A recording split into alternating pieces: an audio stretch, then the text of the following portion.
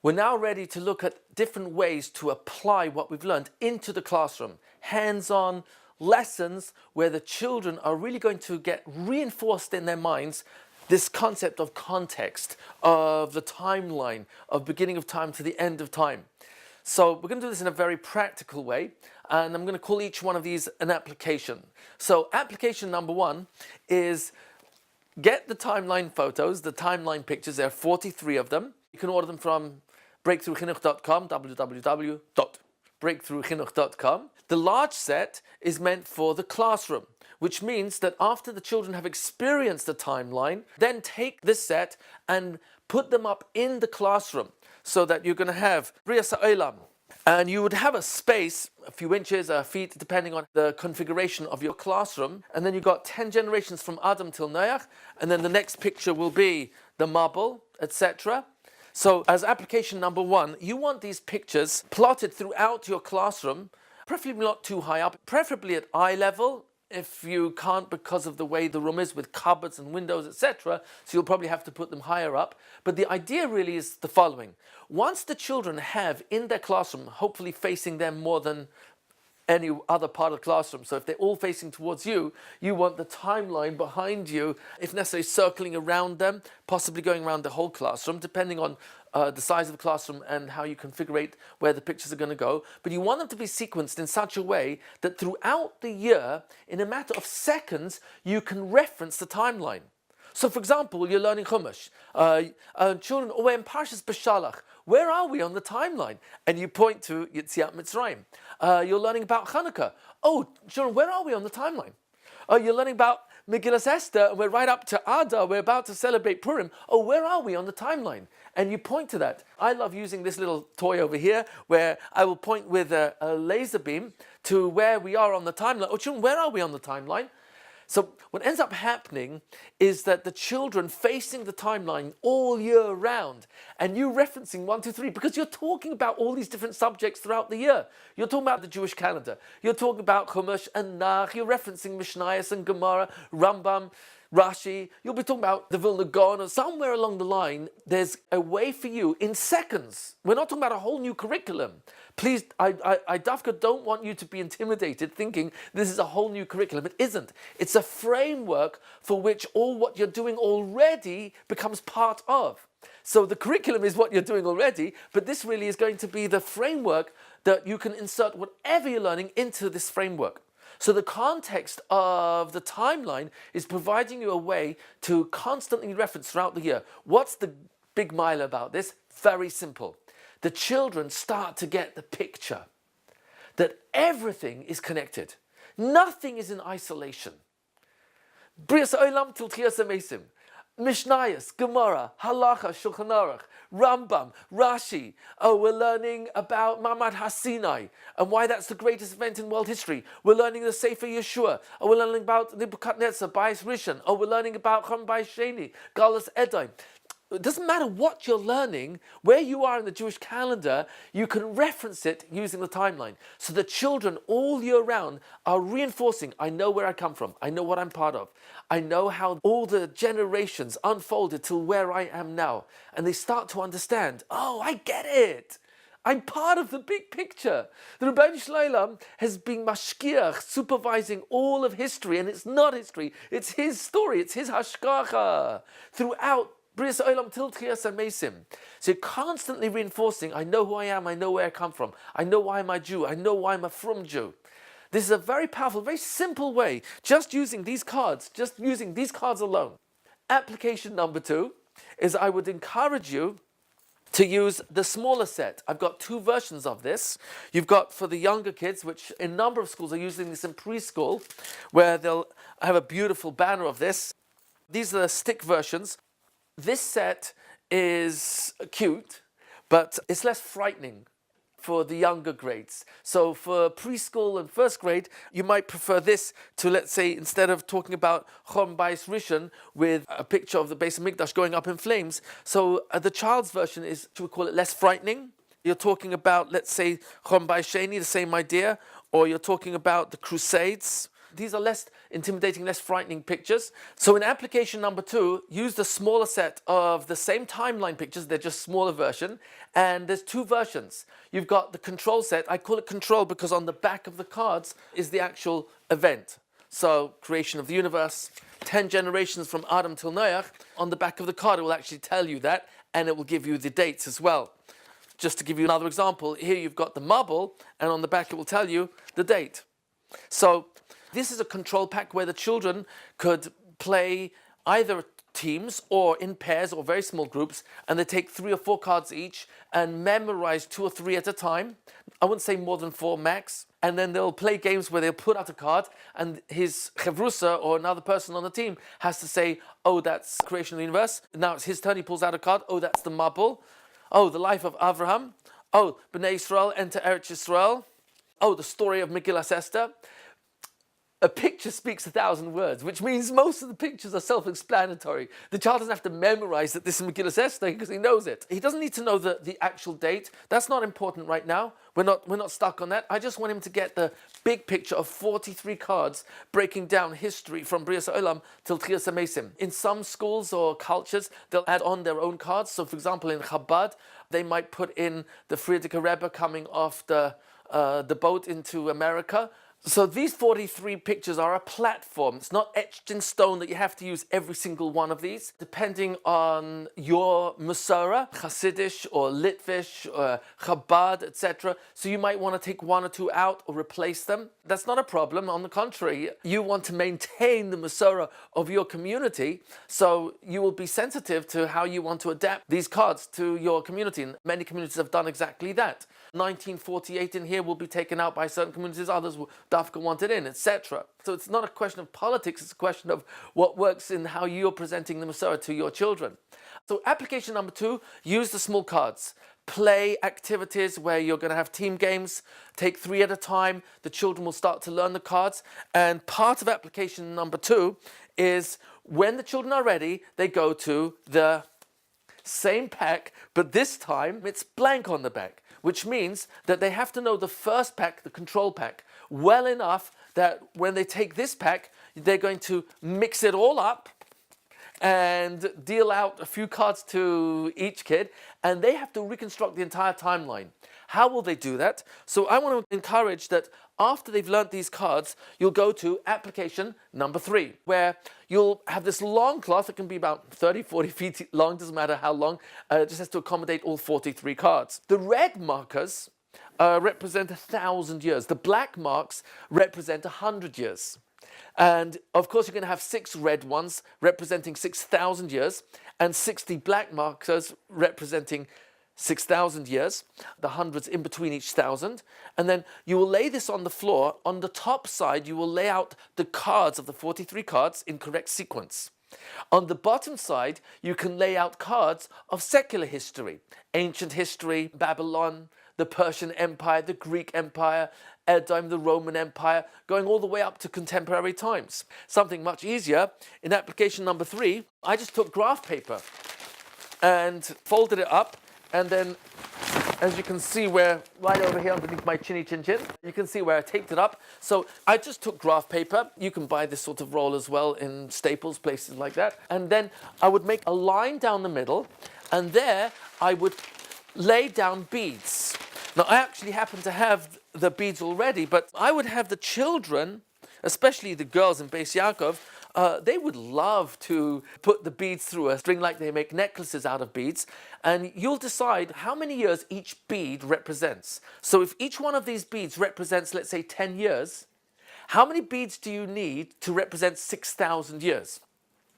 You do the math. You can take a vote on it if you prefer. But if you need 6,000 years and each bead would be 10 years, you need 600 beads. 600 times 10 is 6,000.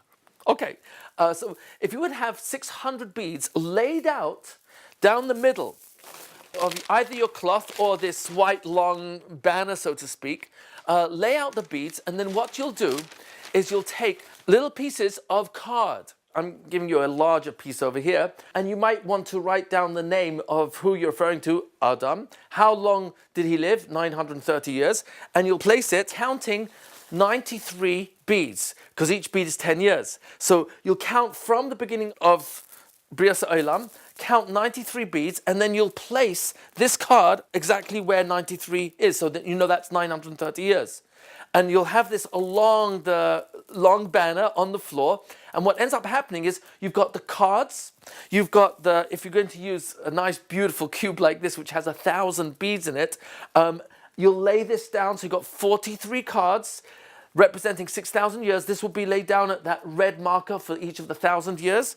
And then you'll start laying down who lived when. And the children will see the overlap of Adam, Lemech, Noach, Avram, Yitzhak, and Yaakov. They'll see how who lived where, and they lived at the same time as each other. They will experience the information because they're laying it out on a timeline that they are constructing themselves. Also, part of application number 3, you can have the children make larger cards where they would write down 1,000 and 2,000 and 3,000, etc. And they would lay these down along the timeline. So you have the children laying out these, the cubes, the beads, and then the little markers and the actual cards themselves. So they are reconstructing and reviewing at the same time. And they're doing this hands-on, which means they're doing it in lots of different modalities. There's spatial intelligence, that's with the pictures. There's sequencing, which is mathematical intelligence. You've got the actual numbering, which is mathematical intelligence. You also have moving of the body, which is physical or kinesthetic intelligence. You have so many different intelligences simultaneously working together in one activity, reconstructing the timeline, that they're reinforcing in their minds. This is the beginning of time, here's the end. These are the events that unfolded, and these are the people who lived and died for me to be where I am. And starting with Adam Rishon, and we've got unbroken genealogy from Adam, Lemech, Noach, Avram, Yitzhak, and Yaakov, going down to Amram, the father of Moshe Rabbeinu, and from Moshe Rabbeinu on till today, we've got unbroken Masorah of the same kashrus, same tefillin, same Shabbos, same Yom Tov. So you're reinforcing again and again, without giving a lecture, without giving a class. The children are reconstructing. They're living through the information. This is who I am. This is where I come from. This is what happened when. So that's in application number 3. In application number 4, I'm going to share with you how we're slowly going to be going from macro to micro. It's really klal uprat, the big picture, and then to incremental levels of detail in the big picture. But right now, I'm more interested in reinforcing the big picture. So you did it with application number 1 with the timeline pictures in the classroom. Application number 2 using the small timeline pictures. Application number 3, after the children become familiar with the small timeline pictures, the control pack and the blank on the other side pack, they then lay it out. In application number 3, they'll lay it out on a roll, whether you make it out of cloth and you make the markers, you'll draw the markers, or whether they make it from simply a roll of paper. Then in application number 4, you want the children making their own timeline. So this is a real timeline made by a 7-year-old, Nachum Mordechai. I started him off. It's done on fax paper. I think you can still get fax paper, probably steal it from the British Museum. But if you don't use fax paper, you can do something similar to it. So Nachum Mordechai, he was not into art. He was not into drawing. He didn't want to do any of the work that we were doing related to the timeline because he's not really into drawing. So I do know that he's really good with math. Hey, that's a great clue. So I said, Nachum Mordechai, I need someone who's really good with numbers to help me with the timeline, because there's a lot of numbers in the timeline, and I think you might be possibly the best one in the class to do that. Can I show you what I'm looking to do? So I began doing the actual illustration of 6 days of creation. You see the number 6 there, the sun and the moon, and Shabbos, the 7th day. Oh, there's Vav for 6, Zion for 7. What's next on the agenda? 40 days and 40 nights of the Mabul. Starting to get the picture. I want the numbers in the illustration. 3 Avos, 4 Imahos. You'll see in a few moments where he started to take over. 12 Shvatim. You see the numbers are everywhere. 17 Nefashos go down to Mitzrayim, where we are for 210 years of slavery. Reish Yud, and you can see he wrote the word slavery down there. Now the 10 Makkos, Makkos 10, 600,000 men come out between the age of 20 and 60. He drew that himself. 49 days of the Omer, counting from Yetziat Mitzrayim till Matan Torah. 40 days and nights. Moshe Rabbeinu is on Har Sinai. 40 years in the Midbar. So you see, he's doing the illustrations and the numbering is coming up. He's going to start doing numbering himself soon. Oh, the attack of Amalek, they came from Har Seir, 400 miles away, 400 mil. Oh, now you got 12 spies in the 40th year in the Midbar, checking out Yericho. And you've got at the bottom there Tisha B'Av, the 9th of Av, all because of the Meraglim. The rebellion of Kairach, 250 men. So I'm giving you an example. I'm not going to go all the way to get some amazing. But the idea really is that I just want you to understand that in application number 4, get the kids to make their own timelines. This is a first grader. You can do this as a class project. You can have 2 or 3 kids working on one timeline together. This happened to be Nachum Mordechai's own timeline. The other kids did it in groups. So how do you think the child feels that he's reconstructing time himself in his own timeline and it's starting to unfold? So these are very simple ways. This is application number 4 of having children reconstruct the same information for themselves. But they're doing it.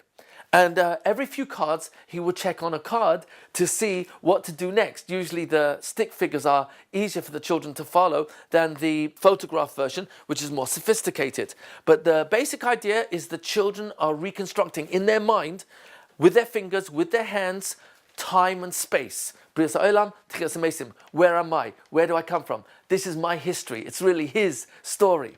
Okay, still in application number 4, I want to share with you another example of where a child, this actually was a 3rd grader. I'm going to give you the simple introduction of where this really came from.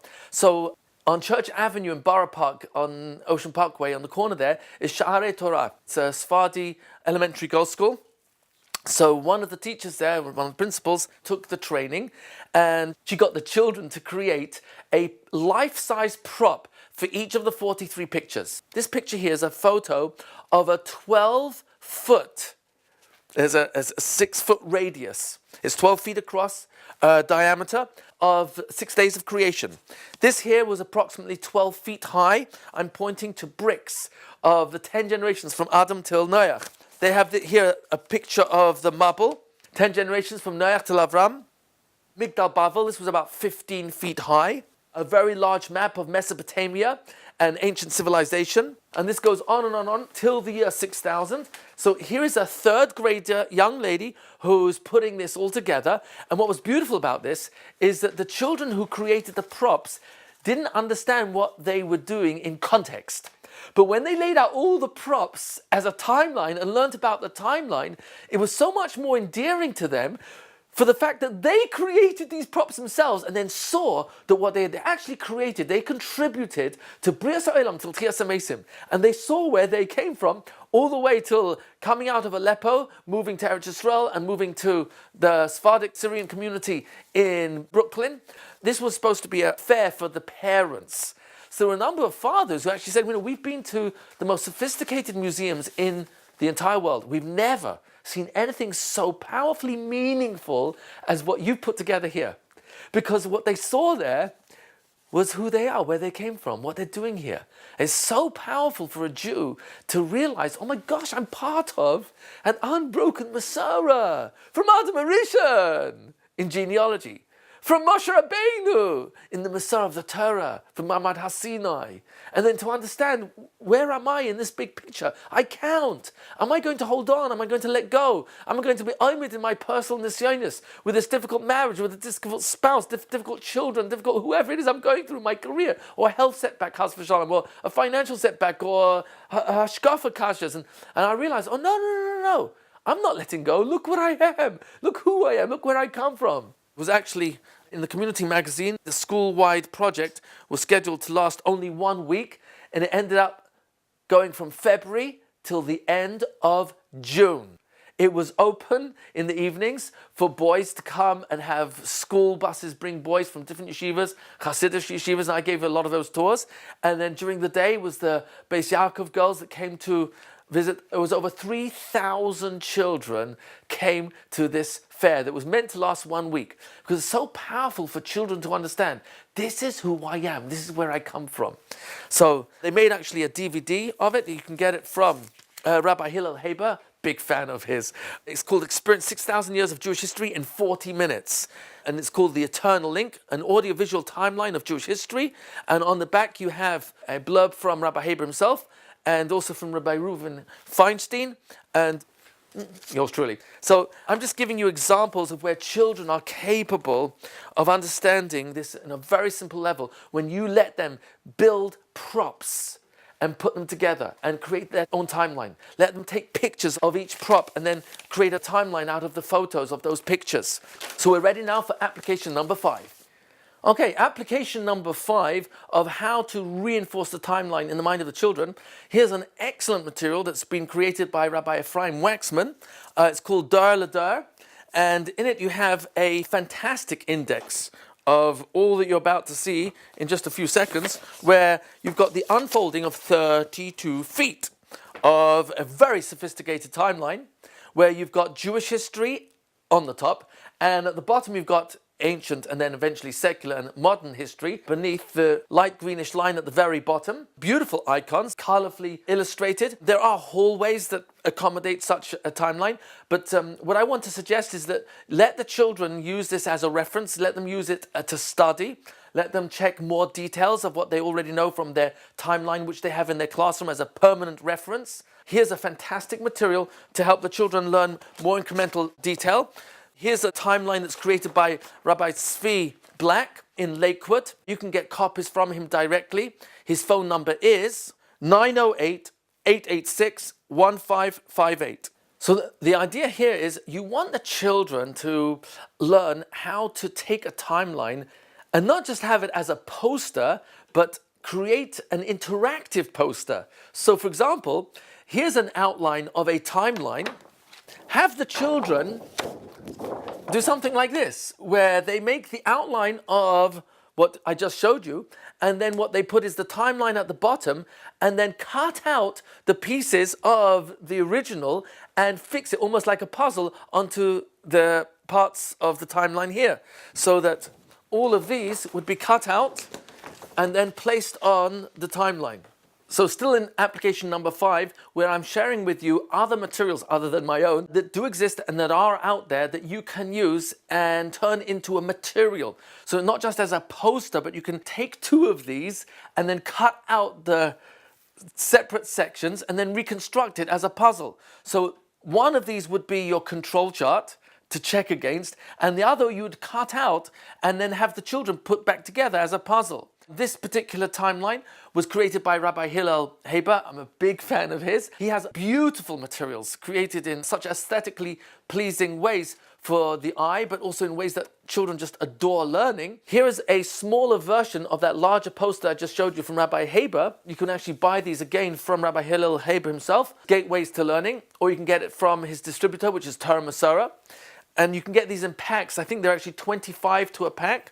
And as the children will learn these, this is a control chart, then at the back you've got a black-white version where the blanks have to be filled in by the children themselves if they really know the information. Application means this is a way to turn material into an actual lesson, interactive, where instead of me teaching information, I'm giving the children materials which they are then going to work with, and because they're doing all the teaching to themselves, they are actually reinforcing the information. Here's another timeline that's produced by Rabbi Hillel Haber, which you can help the children use to reinforce the concept of time and space, beginning of time, end of time. And again, I would get 2 copies. One would be a control chart and the other would be cut up into pieces, and then they would make it into a puzzle. They would reconstruct it and check it against the control chart. Now application number 6. In application number 6, what I'm going to share with you is we've shown you lots of different versions of the timeline and ways to reinforce it in the classroom. You've got the one in the classroom permanently throughout the year. You've got the small pictures. You've got the rolled out with the beads and the children actually interacting with the pictures and the math of who lived when, etc. We've now shown you also some of the other versions of timelines that exist out there that you can reinforce having in the classroom and corridors. Now what I'm going to show you is how you can give the children, when they're ready, for incremental levels of more detail throughout the timeline. So for example, I actually have a timeline for almost every single one of the pictures from Brias Olam till entering Eretz Yisrael. That means the whole Tekuf of 2,488 years of Chumash, Chamisha Chumshei Torah. So for example, we have a timeline for creation of the universe, creation of the world. It's very simple. It's a cutout. So the children will cut these out. Here you've got creation of the world. Then you've got the days of the 6 days of creation and Shabbos. And they will have to sequence that. And then you've got little labels of different things Hashem did in those 6 days. And they've got to vertically sequence them beneath the day that happened on. And then getting to more sophisticated level, the children will get to a point where you cut out the psukim of the 6 days of creation. And now what the children have to do is match the pasuk with the event that is being described under each day. First, second, third, fourth, fifth, sixth day of creation. They've now got to plot the pasuk, the correct verse, where it belongs under that day of creation. So this is incremental levels of the children going from Brias Olam, and now you've got a separate timeline just for Brias Olam, 6 days of creation. So here's the one for the flood. So you've got the label here, which gets cut out. Then they'll have to sequence the correct months of the year that the flood took place in, and then sequence the specific events when they happened underneath those months. And finally, they've got to match the psukim, the verses that are describing the Mabul, the flood, and they have to then place those underneath the months and the events that are taking place in the flood. So these are different levels of incremental detail that the children will be able to do by themselves, but they're really reinforcing the big picture, reinforcing the timeline, reinforcing the context of everything that they're learning. So we have cutouts for the life of Avram, Yitzhak, and Yaakov, for the Midbar, 40 years in the Midbar, the 40th year of the Midbar. I'm going to share with you now again Rabbi Haber's timelines, which you'll put under Avram Avinu. Here you've got the same idea again. It's a 6,000 year timeline at the top, and you've got this faded area here, which is describing what this timeline, where it is in time. So this is the timeline of Avram Avinu. So going across here are all the parashas that Avram Avinu lived through. And then going vertically are the events and the dates that they took place in. You've got Makoros at the bottom. And you can buy these in poster version. If you get the poster, my personal recommendation is buy 2 or buy 1. Use this as the control chart and then cut up the poster version. I'm not such a big fan of having posters just on the wall for the sake of it, because even though aesthetically it might be very pleasing, it's not educationally what children do. They don't stand there staring at the posters the whole time. But if they're interacting with the information, they're actually reconstructing themselves. That I see as much more pedagogically valuable. So this would be a control chart, and then take a poster which you cut up and then reconstruct it like a puzzle. On the back of the set that you get these in sets of 25, one for each kid in the classroom. You have the blanks, black and white version, where the children will fill that in because they know what happened when in the life of Avram Avinu. So you have this version for Avram Avinu, you have another one for Yitzhak Avinu, the same concept. And then on the back you've got the black-white version for the children to fill in. Then you have for Yaakov Avinu, same concept.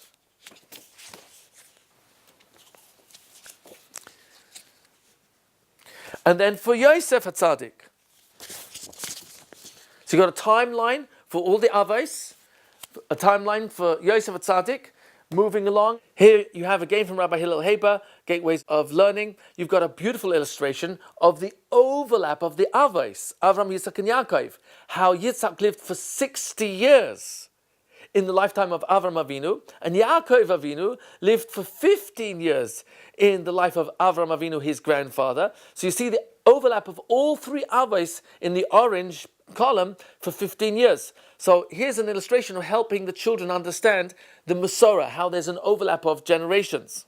Here's the next timeline. This one covers timeline of Galus Mitzrayim.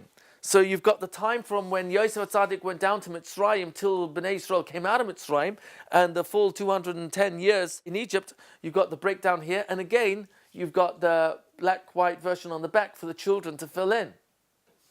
Then you have the journey from Mitzrayim to Har Sinai, a period of approximately 49 days. With the Omer, same idea. You've got a timeline here. Buy the large version, card it out, and use this one as your control chart. And then on the back, you've got the black-white version for the children to fill in. Now we're up to Mamad Har Sinai. You've got a separate timeline just for the 6 days before Matan Torah.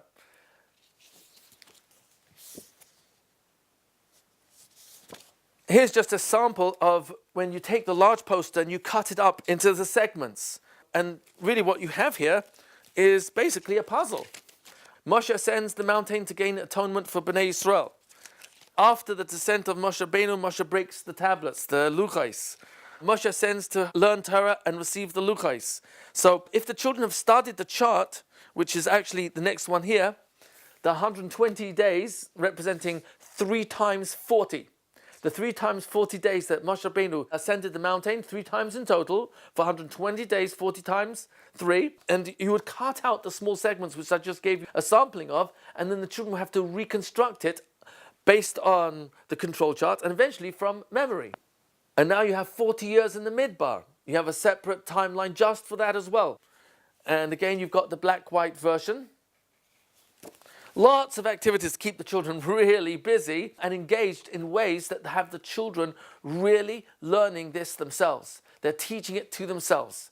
And when they're learning the psukim in the Torah, now you've got the full complement of the big timeline of 6,000 years and the 2,488 years from Brias Olam till Yeshua enters Eretz Yisrael, the closing of the Chumash. So you've got all these small timelines which are broken down into incremental levels of detail. And then when the children get to learn the psukim inside, now you're going from macro to micro, klal, little prat. You're going from the big picture to the details, so the children are really getting in the highest, biggest picture to the smallest detail.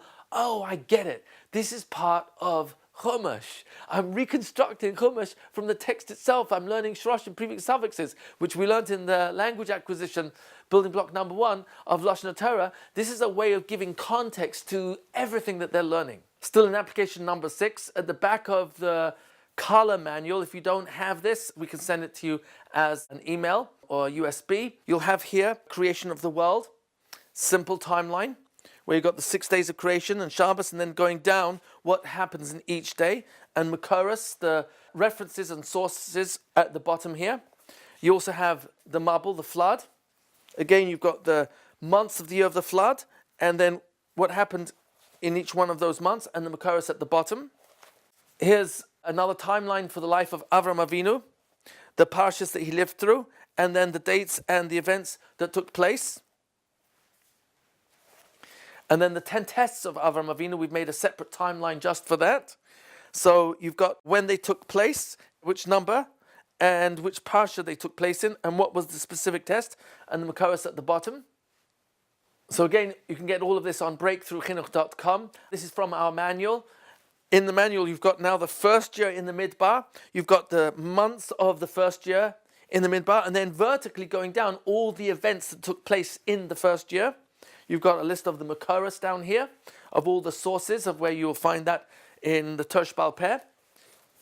Now you've got a timeline for the 40 years in the Midbar, 40 years in the desert. Again, you've got the years 1 through 40 after we came out of Egypt. And then vertically going down, you've got all the major events that took place in those periods.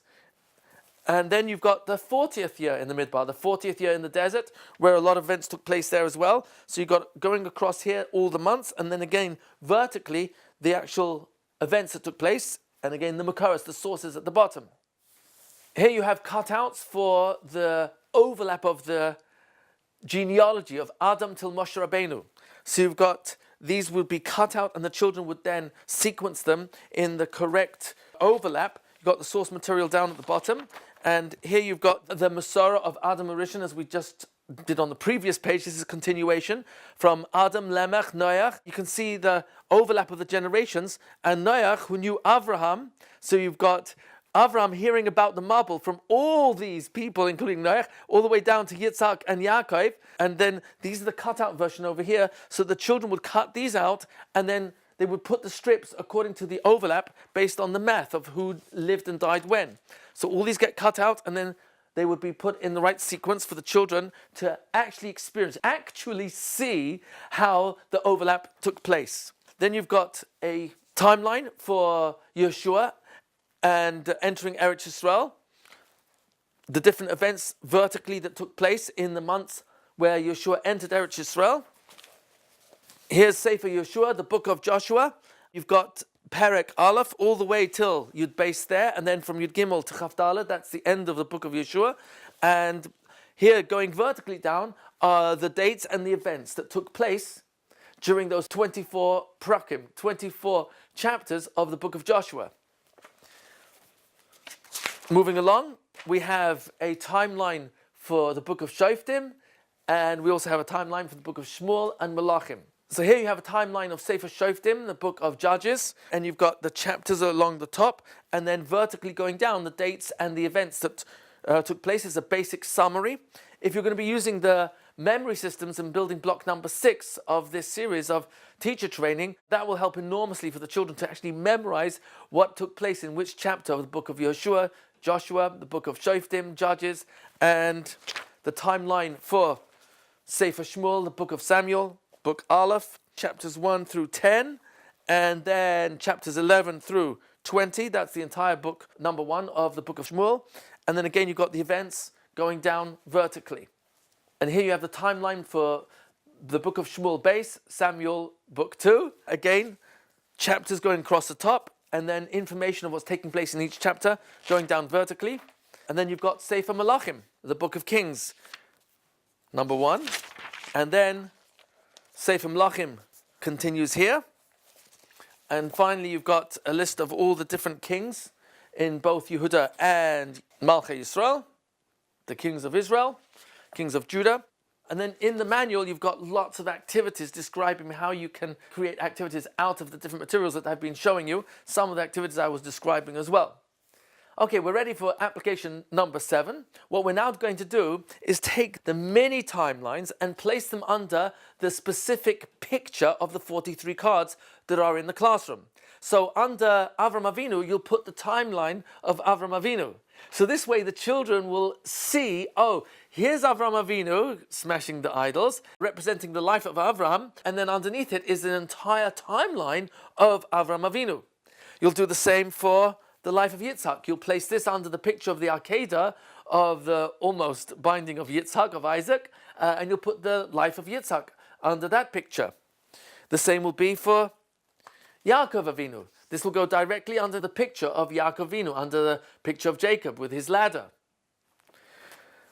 Then would come the overlap of the 3 avos. You just cut out that small version and you'll place that underneath where the 3 avos are on the timeline. Avraham, Yitzhak, and Yaakov, Abraham, Isaac, and Jacob, and you'll place this overlap version of the 3 patriarchs. Then the life of Yosef. Here you've got an entire timeline. You'll put that under the picture of the life of Joseph. And you're now getting to the timeline of Galus Mitzrayim, of the exile under the Egyptian Empire. So you'll place this under Shibud Mitzrayim, under slavery in Egypt. Then you get to the picture of the 10 Makkos. Here's a timeline of the 10 Makkos. Going across, you've got the different Makkos and which month they took place in. And then going down, you've got whether there was a warning or there wasn't a warning. Who brought the Makkah? Was it Min HaShamayim from HaKadosh Baruch Hu? Or was it from Moshe Rabbeinu? Or was it Moshe Rabbeinu and Aaron HaKohen? Or was it only Min HaShamayim? Etc. And did Parai listen to the warning? Yes, no. And you've also got which plagues were duplicated by the wizards and the sorcerers of Egypt. Yes, the first 2, and from 3 onwards, they weren't able to replicate. We're not able to duplicate them. And then finally, you've got on the last column whether or not Parai asked Moshe Rabbeinu to stop the plague. So you've got the stop sign out of the 4 of the 10 Makkos where Parai requested, please stop the Makkah, the plague. So this would go under the 10 Makkos picture.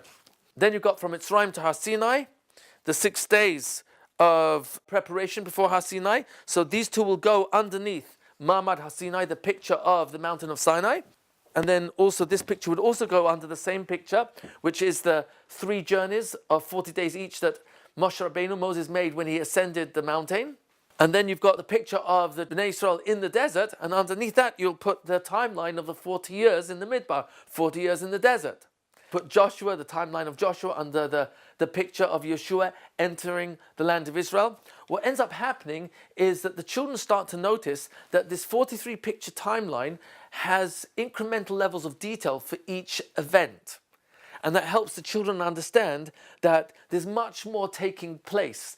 And then when they get to the psukim, where they're actually learning inside the text itself, now you're really bringing to life the details of the headlines that they're learning from these 43 pictures and the timelines that go beneath them. So that's in application number 7. Now let me share with you application number 8. Okay, application number 8, here's another way to reinforce the big picture. They're called clocks of eras. You've got a clock of eras for 6,000 years. So instead of a conventional timeline, which goes horizontally across, now you're going to use a 12-hour clock, where midnight is the year 6,000, and then moving in clockwork direction, 6 o'clock would be 3,000 years, 9 o'clock p.m. would be 4,000 years, and then midnight would be 6,000.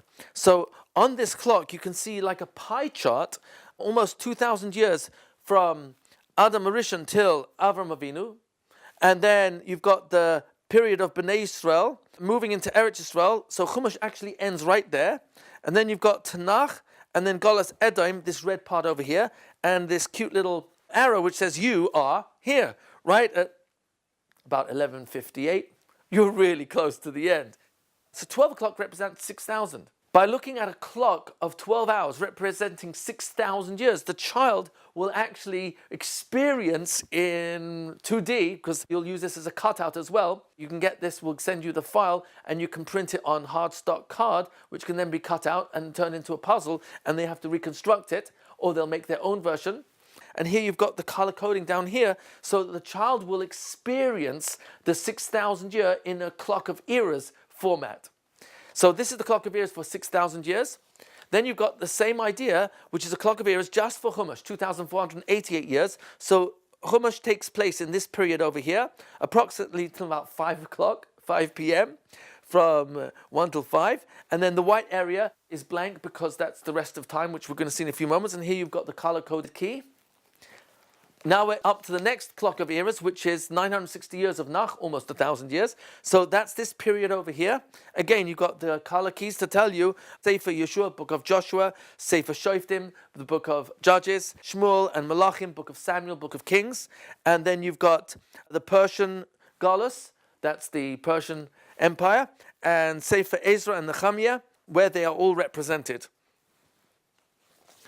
Now you've got the last clock of eras, Golas Edom, till where you are today, which is right where that arrow is over there. We've got 2 versions of this.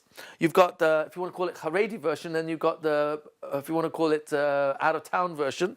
So for the Haredi version, we've got where the Baal Shem Tov and the Vilna Gaon lived, Rabbeinu Yosef Karo, Rambam Rashi Gaonim, the Gemara Mishnah, second base of Mikdash, Chanukah, and the building of the second base of Mikdash. So all this area here was covered by the other clocks of eras, and here you've got all of Golas Edom essentially. And then the other version of this, the only difference is that we've added in the Beis Yaakov movement and the state of Israel. And here you've got a simple timeline for the children. Again, it's color-coded. This one has 6,000 years. Here you've got all of Bereshis up until the life of Avram Avinu, which is a 2,000-year period. Then you've got all the rest of Chumash, Bais Rishon, and then again, red is representing the Roman exile, Golas Edom. And then you've got the color-coded keys at the bottom. Timeline of eras, 6,000 years of history. And then the next one is exactly the same as the clocks of history, but again in timeline version. So you've got timeline for 2,488 years of Chumash, and then 960 years of Nach, and then again 2 versions for the timeline of Golas Edom, the yeshivish version, so to speak, and the out-of-town version. Then nearer to the end of your manual, you've got activities that are described of how you can use these materials in the classroom to have the children busy teaching themselves this information as opposed to you teaching it all yourself. So in application number 9, I I encourage you to create your own charts for genealogy. I've shown you a few till now, but here's from Adam till Moshe Rabbeinu. This was reprinted by permission of Moznaim Press. You'll find it in the Living Torah of Rabbi Aryeh Kaplan. You can reconstruct this very simply yourself. You'll find this also at the back of Chumash HaSimanim. Here's the Tanakh known as Tanakh HaSimanim. And at the back, you've got some great timelines showing you the overlap of generations from Adam till Moshe Rabbeinu. There are several of these. Then you've got a timeline of the Mishkan going all the way through to Nevi'im, Rishonim, and Achronim, the early and later prophets. So you've got a lot of different timelines of all the Jewish kings, both of Yehuda and Yisrael. And here you've got timelines for the leaders of the various generations from the time of the prophets and the kings, all the way down to Achashverosh, the closing pretty much of Tanakh. And you've got maps at the back of here, which also I think very useful. So there are a number of different editions that are coming out with excellent timelines. I'm just going to show you here in application number 9 how you can help the children recognize. Here's Yaakov Avinu's descendants, all 70 of them, charted out as a family tree. The children are going to learn about all these names when they're going to be learning through Chumash Bereshis. So you can chart them out so that the kids will plot them themselves. Here you've got the descendants of Noach. Here's a family tree of Avram Avinu's family. So you've got Avram married to Sarah, coming from Terach. Terach's sons Haran, Nahor, and Avraham. Avram marries Sarah, gives birth to Yitzhak, who gives birth to Esav and Yaakov, Jacob and Esau, etc. So the children are seeing how this is plotted out. They'll know it from the various psukim in chapters 5 and 10 and 11 and 36. They'll see all the different generations of the Avos, of the patriarchs. Rabbi Hillel Haber again, but these are just the sons of Yaakov Avinu from the 4 wives of Yaakov Avinu, who gave birth to whom. Again, you can get this from Torah Masorah. Rabbi Haber then gives you the yichus of all the Avos and the Mahais. It's a family tree of Avram, Yitzchak, and Yaakov, Sarah, Rivka, Rachel, and Leah. And of course, you've got the black-white version at the back for the children to fill in as they learn this by heart. And then again from Rabbi Yaakov Haber, you've got the smaller version of the 4 wives of Yaakov and who they gave birth to. And again, the black-white version at the back. And then finally, you have Shevet Levi, all his 3 sons. You've got Gershon, Kat, and Merari, and who were all their children. And again, the yichus on the back. Okay, so in application, what I would call number 10, if you've got some children, 3, 4, 5th graders, who are really into history and they want much more detail, you can start showing them how there are a lot of resources. This is one of them, Das Doros, which gives you not just an enormous amount of detail of the different genealogy of Adam through Noach, through Avram, and the Mishkan, and the Nevi'im, the prophets, and all the Malachim, all the kings of the Jewish people, and the Tanaim, all the authors of the Mishnah, all the authors of the Gemara. You've got genealogy here, unbroken Masorah, unbroken transmission, all the way from pretty much the beginning of time, but Moshe Rabbeinu and the Tag Mitzvahs, through the Mishnah, the Gemara, and then you've got the Geonim, and a lot of Geonim, all the Geonim, and then you've got the Rishonim, all the earlier authorities, a lot of graphs for this, and then eventually you're going to get to the Achronim, the later authorities, all the way down till today. So this is a way for children to graphically identify how they are part of an unbroken Masorah. There are graphs that do this in a shorter version, which I will show you soon. I'm just giving you so that the children will get an idea of, wow, all these rabbis is Rabbi Talmud, Rabbi Talmud, Rabbi Talmud. Each one of them had a Rebbe who learned from a Rebbe, who learned from a Rebbe, going back to Moshe Rabbeinu. And we can trace it. There's a lot of different chains that you can trace to be able to do this. So we're still in the Achronim, and now starts in much more detail the names of each one of these and when they lived. So there's a tremendous amount of resources out there. Even just to have this in the classroom or to bring it into the classroom to show the children is also extremely visually powerful and impactful, that a child realizes, oh my gosh, look how we've got unbroken Masorah of Rebbe to student, Rebbe to student. So in part of the package of Das Doros, knowledge of the generations is this incredible map here, which lines up all the generations that existed during the time of Tanakh, a 960-year period. So you see the shalsheles, the unbroken chain of transmission, of Masorah, going from the beginning of Tanakh till the end. Part of this package actually includes what I call maps of genealogy. They're really trees. Here, for example, you've got Yeshivas Lita from the Vilna Gaon until today. So you open this up. Very impressive. Go all the way on the timeline to the Vilna Gaon, who began the yeshiva movement through his Talmud, Reb Chaim of Volozhin, and you show this map here where you've got Yeshivas Lita from the Vilna Gaon until today. And you've got all these arrows showing you the Talmidim of the Vilna Gaon, Reb Chaim of Volozhin, and then Rabbi Yitzhak from Volozhin, all the way down to the Mir Yeshiva, Slobodka, Etz Chaim in Yerushalayim, Shiva Slonim, all the different Litvische yeshivas in Europe, Eastern Europe, Russia, all the way down till here in America and Eretz Yisrael today. Very impressive. When you help children realize, oh my gosh, this is where I come from, this is what I'm part of, you're really helping children quantify that as they look down the timeline and they get to the Vilna Gaon and they see the picture of, the MetLife Stadium with 90,000 Frum Yidden celebrating Siyum Hashas, which is only meant to be an icon of Jews in America, and those 90,000 Yidden are learning Gemara. And why are we learning Gemara? Because we're part of the yeshiva system that learns Chumash, Nach, Mishnayos, Gemara, etc. And that's all from the Vilna Gaon. So it helps them solidify, concretize, this is who I am, this is where I come from, this is what I'm part of. Unbroken Masorah, unbroken transmission. So this is the map, as I call it, of the yeshivas of Lita. And then for the Hasidic yeshivas, you've got two maps which actually go together. That means they're supposed to be attached to each other. Here's a map of Hasidus, the Shalsheles of the Admoirim from the Baal Shem Tov till today. You've got the chain, all the great Hasidic Rebbes from the Baal Shem Tov down till today. So again, I wouldn't say that this is a chart that the child would necessarily study, but I think it's very valuable to bring it into the classroom and unfold it underneath the picture on the timeline of the Baal Shem HaKadosh, of the Baal Shem Tov, so that the children see, I've got friends from Hasidic, or my father's from a Hasidic dynasty, my father's from Barbavor, from Satmar, from Rachman Strif, etc. And then the children start to realize, this is what I'm part of. This is where I come from. And the Baal Shem HaKadosh, he traces his family back to Rashi, back to David HaMelech. Wow, really?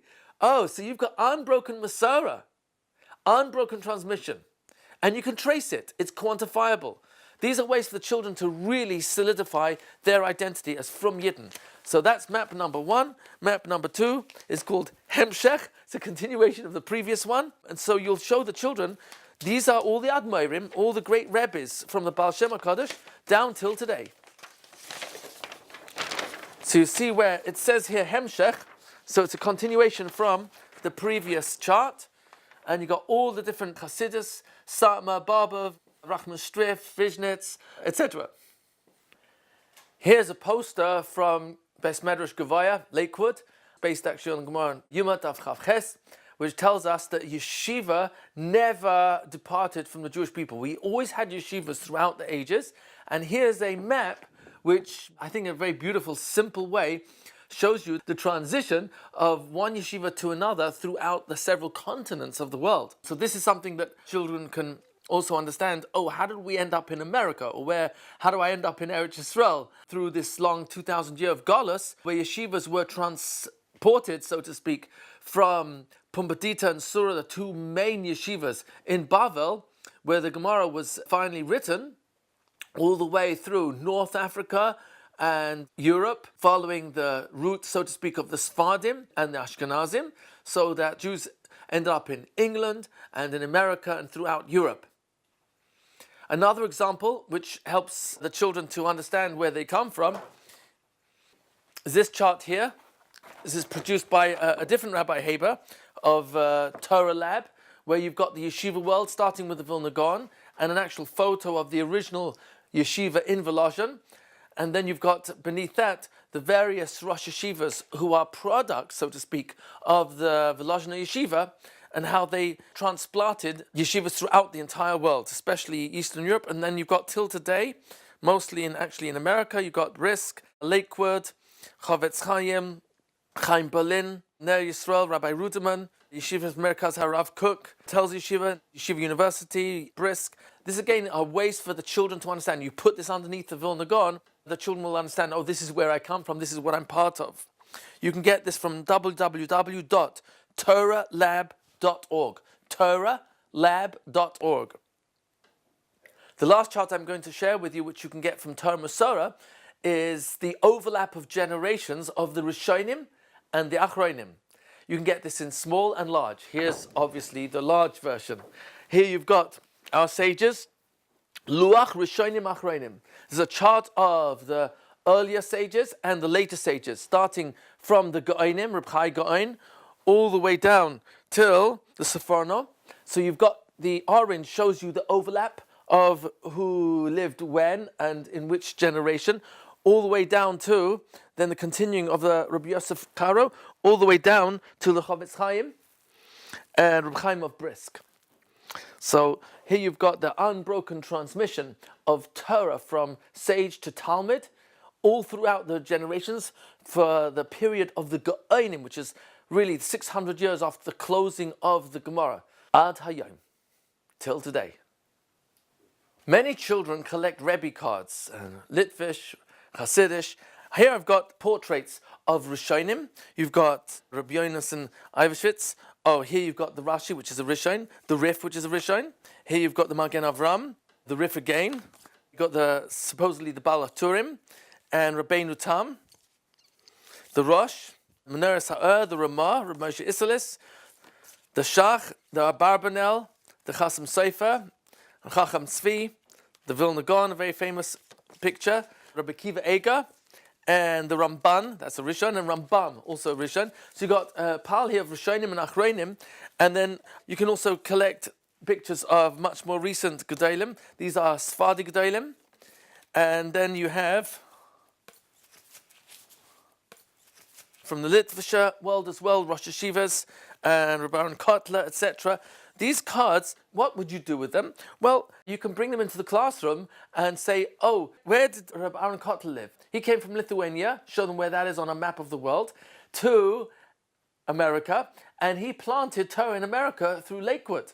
How big is Lakewood today? Some of the children in the classroom might live there or have parents or cousins who live in Lakewood. The Stipler, oh, he came from Russia and he moved to Eretz Yisrael, built Torah over there. You've got the Chazon Ish, Shimon Shkop. All these great Gedolim help the children identify who lived where and where did they start off, where did they branch out and build Torah, which communities. So this helps children understand that you've got real Gedolim who have been moist nefesh to transplant Torah throughout the ages, and it's part of our story where we never lived in one land permanently in exile for more than on average 50 years. That's if you average it out. Yeah, the community is there for over 1,000 years, but when you consider how many times we've been expelled and thrown out of countries, but what's absolutely incredible is that we took our Torah with us. We never let go of the Masorah, no matter where we lived and no matter what circumstances we lived under. And that gives a sense of internal strength to live through our own personal nisyonos. If children would be related to any of these Gedolim, let them do a project on that particular Gadol. Where did he live? Where did he come from? Who was his Rebbe, etc. Maybe even trace them back as far as they can go. So these are ways to help the children relate to Gedolim who are either from this generation or just the previous generation, or Achronim and Rishonim, so that the children constantly reinforce, I know who I am, where I come from, who I'm part of, I'm an anical of, fill in the gap, do a project on that particular tzaddik or that Talmud Chacham, that Gadol of Yisrael, and the children are in their own minds, I'm connecting to a Kadosh Baruch Hu through the Masorah, through the timeline. Here you are, the picture of the children, this is where you are on the timeline, and this is where you come from. So these are fantastic ways to help children reinforce their identity as from Yidden. I'm not alone. I'm part of an eternal nation.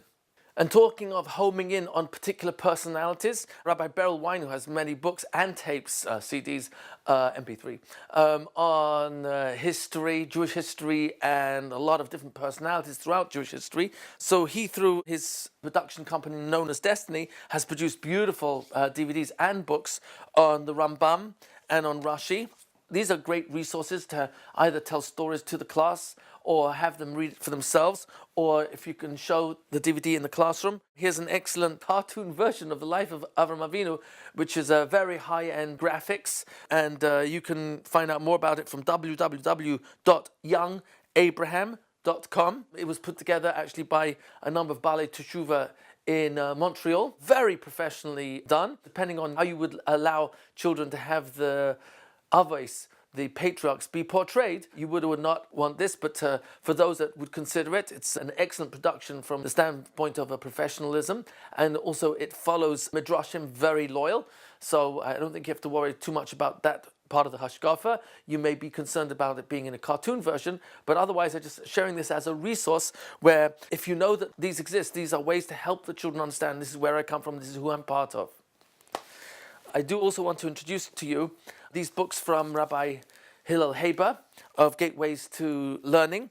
He has a book here on Bereshis, Galus Mitzrayim, the Beis HaMikdash, 40 Years in the Midbar, and Korbanos. They're beautifully illustrated. They are books that you could buy two versions of.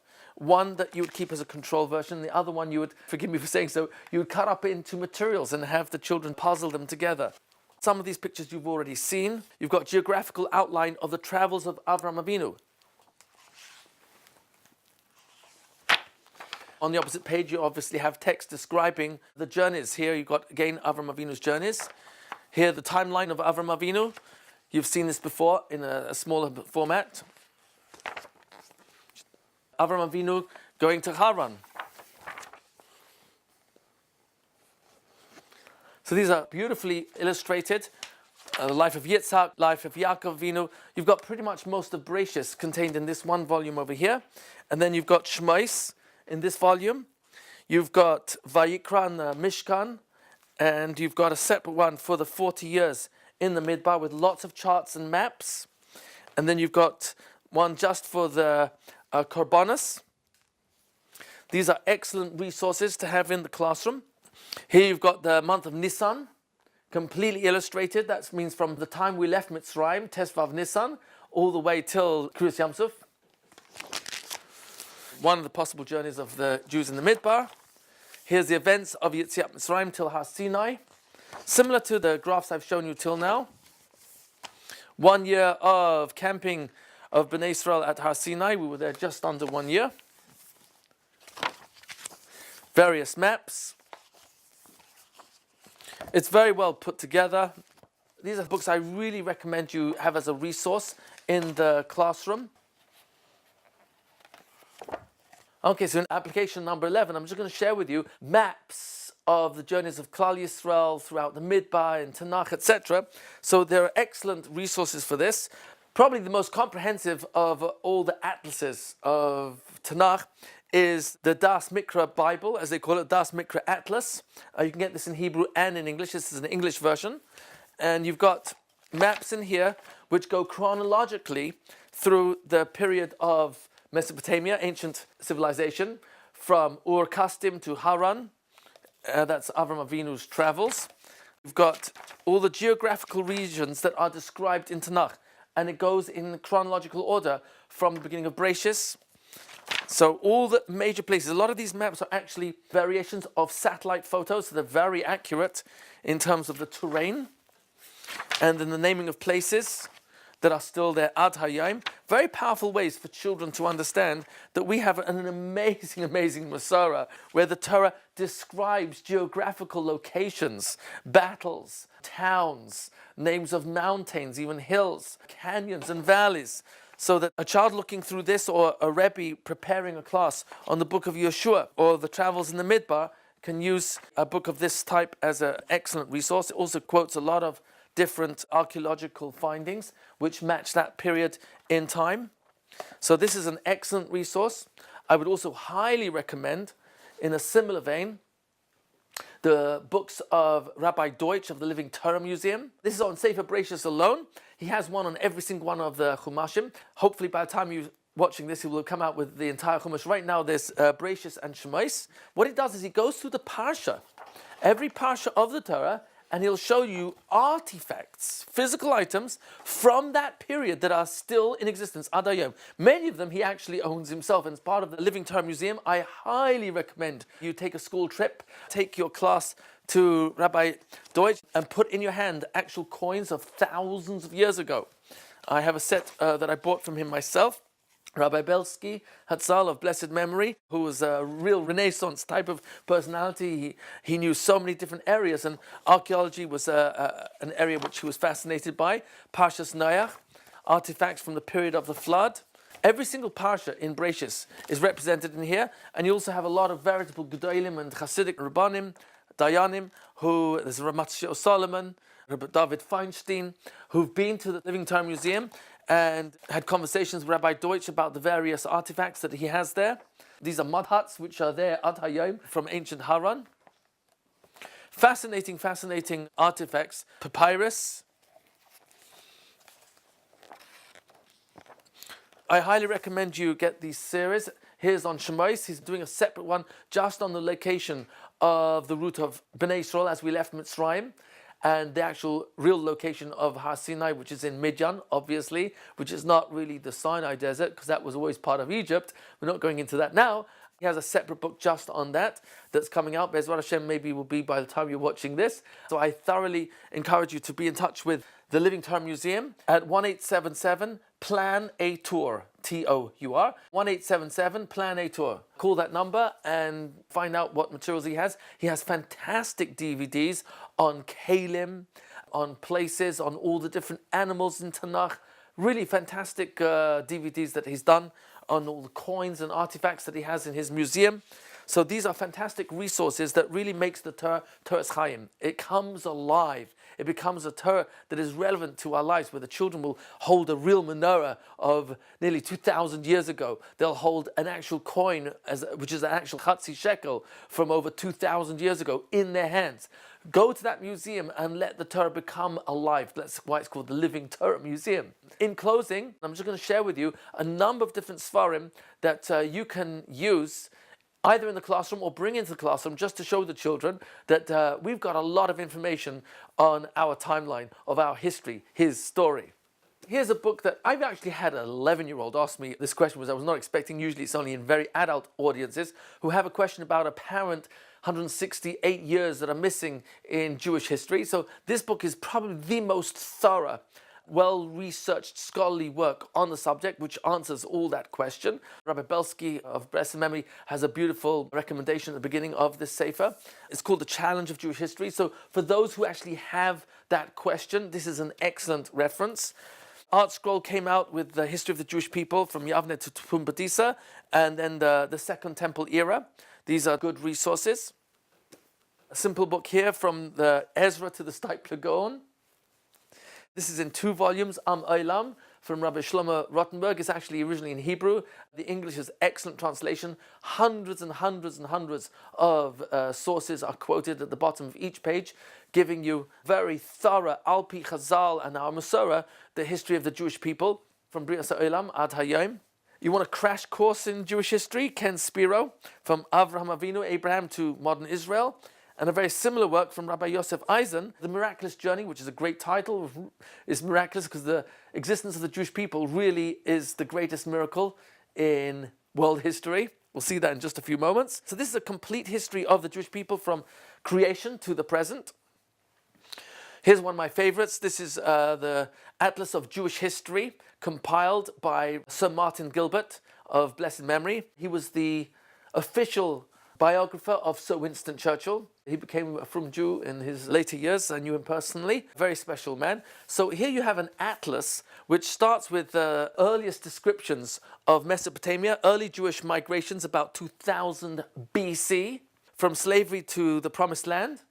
And you've got atlases from every single entering Eretz Yisrael, the 12 Shvatim, 12 tribes of Israel, the Kingdom of David, destruction of the Jewish independence. You've got atlases for every tekuva, every period in Jewish history.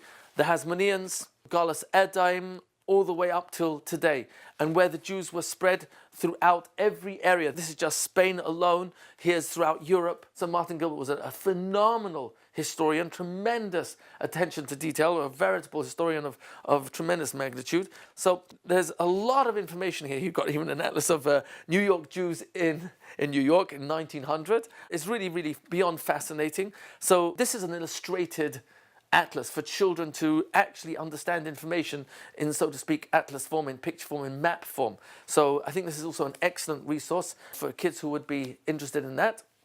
I will quote in conclusion from Rabbi Yaakov Emden in his introduction to his Siddur known as Sulam Beis Kel. He writes, and I'm just going to paraphrase it, but you can find it on page 12 and 13 of that introduction. He basically says the following: if you take all the miracles of the entire Tanakh, creation, Yetziat Mitzrayim, the Exodus, splitting of the sea, Matan Torah, Hashem revealing himself at Sinai, and all the miracles that took place in the Midbar, in the desert, throughout Tanakh, in the entire Bible, and you put the survival of the Jewish people on the other side of the scale. He says, when I meditate on the miracle of the survival of the Jewish people, he says, B'chaye nafshi, by the life of my soul. It's almost a language of shavua, of an oath, very serious comment. By the life of my soul, when I look at the miracle of Jewish survival on one side of the scale, and all the miracles throughout Tanakh, throughout the entire Bible on the other side of the scale, the miracle of Jewish survival outweighs all the other miracles combined. And he says, and this is in 1726, the further we go into Galus, that's nearly 300 years ago he's saying this, the more we go through this long, bitter Galus, long, bitter exile, and the more we are still here, surviving, not letting go of our Torah Shebichtav and Torah Sheba'al Peh, the written and the oral law, it becomes more and more evident that the miracle of our survival is only for one reason. Hashem has not let go of us because of his love for his people. The further we go before we reach the final destination of Mashiach and the building of Bayis Shlishi, Kibbutz Galius, exiles coming into the land of Israel, and finally Tchias HaMesim, the resurrection of the dead, the closer we get to that point, the more obvious it is, because of our survival, that Hashem has not let go of his people. And therefore, history, as we said earlier, is really his story. It's really a revelation of Hashem's constant supervision of his people, who he focused on through the creation of the universe, planet Earth, civilizations, mankind. And finally, Avram, Yitzhak, and Yaakov, Sarah, Rivka, Rachel, Leah, and the Shiftei Khan, the 12 tribes, and the Jewish people formulated at Mount Sinai. We are the focus of his story. And it's all about HaKadosh Baruch Hu loving us and not letting go of us. And that's really the purpose of contextual learning. For the children to see that they are part of an eternal nation, and that every single one of us counts, and Hashem will never let go of us, and will bring us to the final Geula of Mashiach coming, B'mehera v'yameinu, Amen. We want to see our children walk away from building block number 4, contextual learning, with an extra dose of vitamin E for Emunah. Just like every vitamin is meant to strengthen the immune system so that we have a stronger terrain to stand up to germs, we want to inject in our children vitamin E for Emunah, Emunah's chushis, an Emunah that's tangible, concrete, that they experience through the timeline, that they realize, Hashem, you never let go of me. I'm not letting go of you. I'm holding on tight, ad hasayf, till the very end. And in the schus, in the merit of us understanding how we can instill this into our children with a simple timeline and the various pictures that we can leave permanently in the classroom, referenced throughout the year, we can reinforce in the mind of our children, I know why I'm a Jew. I know why I'm from. I know why I'm not letting go. I know that Jews have lived and been moistened nefesh, sacrificed so much for me to be here right at the end of time, holding on to the same Torah, the same mitzvahs, same Shabbos, same Kashrus, same Yom Tov, same Pesach as my father and his father before him, and his father before him, and my mother and her mother before her. And I've got unbroken Masorah of I'm a witness that my parents are witnesses, and my parents are witnesses, going back to the original event of Ma'amad HaSinai. You're part of an unbroken transmission in the merit of us not letting go and injecting this extra dose of vitamin E for Emunah in our children. Maybe all of us be Zoicha, merit to see the coming Mashiach B'Meira B'Meinu. Amen.